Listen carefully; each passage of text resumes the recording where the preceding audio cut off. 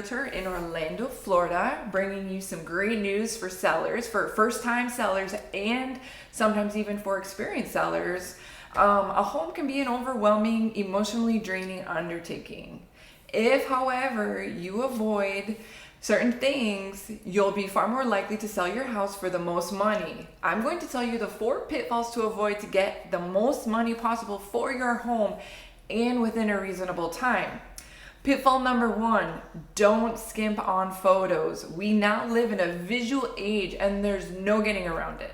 So today, most home buyers do their shopping online, at least in the early stages.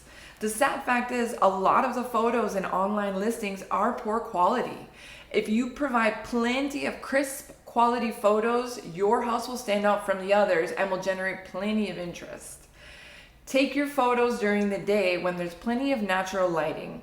Also, be sure to have lots of photos and they highlight the selling features.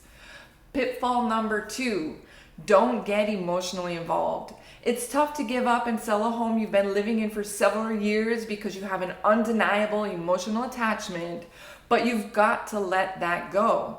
The trick is to think of yourself now as a business person, a home seller, rather than as a homeowner who is selling a home. Try to take a strictly financial view of matters to create distance between you and the home you've lived in and made memories in. Also, try to think about things from the buyer's perspective. They're not just buying a piece of property with a structure on it. They're buying a dream and a new life. You're doing something good for them, which will reduce your own emotional attachment and help you sell your house for the most money. Pitfall number 3. Don't fail to use an agent. Sure, real estate agents take a small slice of the pie, but there are good reasons, and a good one is well worth their price. Trying to sell your home on your own is generally not a good idea, and in most cases, an agent will help you get a better price. Agents understand all the legal intricacies and ramifications of the home sale transaction.